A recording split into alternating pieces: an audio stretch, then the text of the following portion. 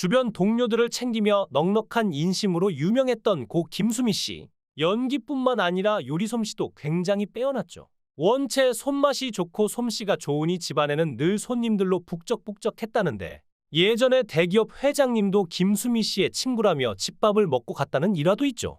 생전 요리 솜씨가 좋았던 고인은 홈쇼핑 간장게장으로 대박이 나고 김치 사업까지 탄탄대로를 걸었는데 수민의 반찬으로 또 요리 사업에 도전하면서 아들하고 함께 나팔꽃 셰프앤비라는 음식 브랜드를 만들면서 일본부터 미국까지 해외를 다 평정했다고 합니다. 사업이 성공하면서 방배동 설해마을에 100평에 달하는 고급 빌라도 구입하고 부산 해운대에도 세컨하우스로 집을 마련했는데 해당 집은 리조트 빌리지로 고급 리조트를 연상케 하는 모습이었는데 설해마을 집 또한 굉장히 으리으리했죠. 설해마을 집은 방 4개와 화장실 2개로 평수 100평에 달하는 고급 빌라였는데 이곳에서 해바라기, 토마토, 꽃 등을 심으면서 김수미 씨는 살아왔죠. 생전 꽃을 참 좋아했던 고인은 집에 항상 정원이 있었는데 꽃과 식물들을 참 좋아했던 것 같아죠. 김수미 씨 이처럼 사업에 성공하면서 큰 부를 축적하기도 했는데 작년 매출액만 내도 332억 원이고 영업이익이 17억 원이라니 정말 어마어마하죠.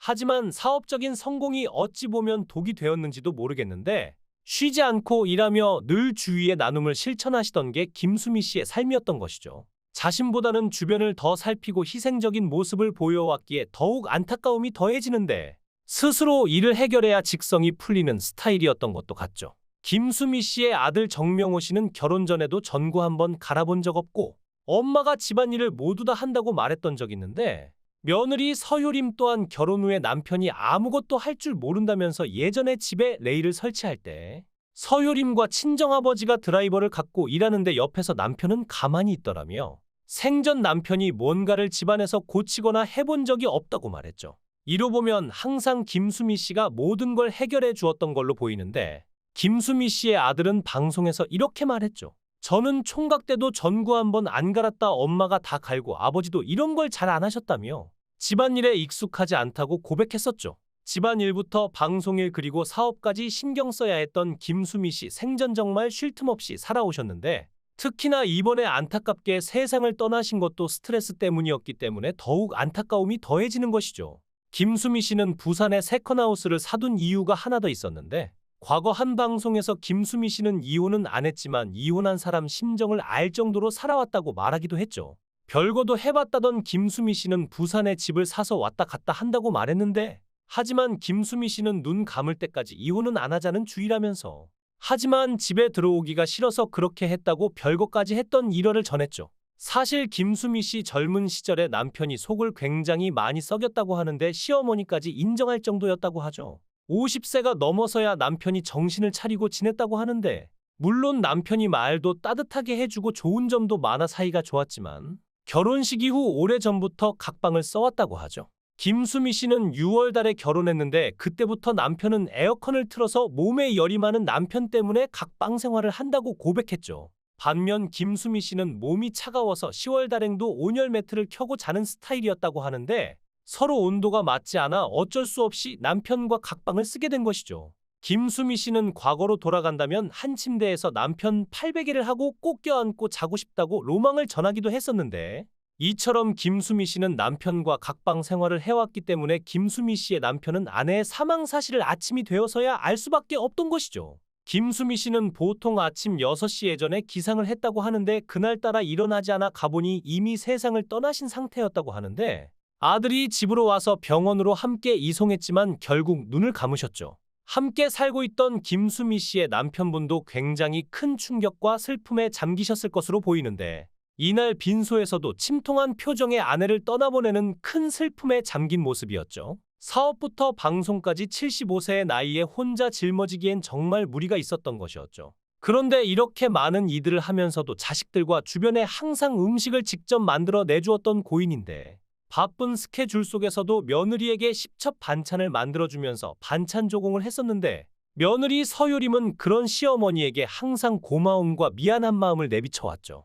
특히 한 방송에는 김수미와 며느리 서효림이 함께 요리하는 모습이 그려졌는데 이때 고 김수미 씨는 서효림에 대해 얘는 부엌에 들어오지도 않는다. 내가 해주는 게 좋아서 그리고 아들 집에 안 간다고 말했죠. 김수미 씨는 원래 서효림이 자신의 아들과 결혼 전 집에도 자주 부르고 연락도 자주 했지만 며느리가 되고 난 뒤 며느리가 혹시나 부담스럽고 불편할까 거리를 뒀다고 하죠. 서효림도 이 사실을 알고 있었는데 자주 와서 같이 어머니랑 놀고 싶은데 저 불편할까봐 안 온다고 이야기를 했었죠. 또한 방송에서 서효림이 요리에 서툰 모습을 보이자 김수미 씨는 죽기 전까지는 반찬해서 보낼 테니까 내 손맛 그대로 좀 배워서 해라는 애정 어린 잔소리를 하기도 했었는데 정말 75세의 나이에도 매번 자식들에게 반찬을 해다 주던 어머니의 손맛을 이젠 맛볼 수 없게 돼 아들과 며느리 서효림은 슬픔이 더욱 짙을 것으로 보이죠. 이처럼 열심히 일해 벌어모은 재산을 모두 자식들에게 나눠줬다는 김수미 씨. 김수미 씨는 한 방송에서 곳간 열쇠를 물려줄 생각이 있는지라는 질문을 받고는 아들이 결혼하자마자 줬다면서 다 줬다 며느리한테라고 말하기도 했었죠. 이를 지켜보던 고두심은 깨신 분이야 대단해라고 김수미를 칭찬을 했는데 당시 김수미는 70 넘으면 다 줘버려라고 쿨한 시어머니의 모습을 보이기도 했었죠. 정말 생전 고생만 하고 편히 쉬지 못했던 고인 때문에 이런 모습을 가장 가까운 곳에서 지켜봤던 며느리 서효림은 고인의 발인식 날 고생만 하시다 가서 어떡하냐며 그토록 깊은 눈물을 흘렸나 봅니다. 김수미 씨는 말솜씨가 좋아 예능에서도 활약하며 시청자들에게 큰 웃음을 선사해왔는데 요리 예능에서는 남다른 손맛도 뽐냈죠. 특히 드라마 촬영 땐 대형 전기밥솥에다가 직접 만든 반찬과 김치를 싸들고 가 스태프 수십 명의 밥을 해먹였다고 하는데 이처럼 정 많고 주변에 베푸는 인성은 김수미 씨가 어머니를 닮은 것이라고 하죠. 김수미 씨의 어머니는 없는 살림에도 보따리 장수들까지 밥 먹여 보내는 분이었다고 하는데 김수미 씨는 생전 어머니가 지은 복으로 내가 잘 산다고 말하기도 했죠. 우스갯소리로 김수미 씨는 친자매 같았던 김혜자에겐 이런 말을 했었는데 혜자 언닌 김치 담글 줄도 모르면서 내가 밥하고 반찬 해다 주면 먹기만 하면서 왜 별명이 국민 엄마야 라는 말을 했다고 하죠. 이처럼 항상 주변에 호탕하고 따뜻한 웃음을 전했던 김수미 씨. 속내는 굉장히 여리고 여린 사람이었죠. 김수미 씨는 내 얼굴 보면 욕하고 돈만 챙길 사람 같지만 사실은 책 좋아하고 꽃만 보면 환장한다고 말해왔었는데 에세이집을 포함해 8권의 책을 썼고 3년 전 써둔 유서시의 제목은 어머니가 살아있는 동안 애지중지 키웠던 나팔꽃이라고 공개하기도 했었죠. 방송 이미지에는 강하고 센 모습이었지만 사실은 천생여자 여자 했던 분이셨는데 때문에 힘든 일이 있어도 주변에 알리지 않고 스스로 해결하려고 노력을 많이 하셨을 걸로 보이죠. 김수미 씨는 생전 혼자 끙끙 앓던 속마음을 친정어머니에게 의지해왔던 것으로 보이는데 생전 방송에서 돌아가신 어머니와 시어머니에 대한 그리움을 이야기해왔었죠.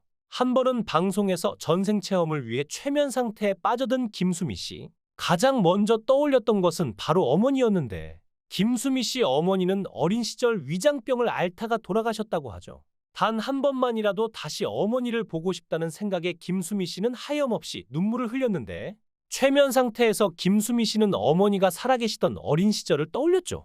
50년 전 돌아가신 어머니에게 하고 싶었던 말을 김수미 씨는 최면 상태에 속삭였는데 엄마 나 보고 싶지 않아 라며 엄마 가지마 얼마나 보고 싶었는데라고 속삭이면서 눈물을 흘렸었죠. 그러면서 엄마 보고 싶어서 매일 울잖아라고 말해 당시 현장이 눈물바다가 되기도 했는데 50년을 넘게 그리워했던 어머니 품으로 김수미 씨는 이토록 빨리 떠나셨나 봅니다. 고인은 용인 아너스톤에서 영면에 들었지만 이후에도 고인을 추모하는 발길이 계속 이어지는 모습인데 생전 따뜻한 정을 나누었던 고인이었기에 수많은 이들의 추모 발길이 멈추지 않는 모습입니다. 특히 탁재훈과 이상민은 30일 돌싱포맨 해외 촬영을 마치고 귀국한다고 하죠. 지난 24일부터 현재 캐나다의 해외 촬영으로 머물렀던 탁재훈과 이상민은 현지 일정을 마치고 30일 인천국제공항을 통해 귀국할 예정으로 전해졌는데 생전 각별했던 고 김수미 씨의 부고 소식을 해외 촬영 중 전해들어 더욱 안타까움을 자아냈죠.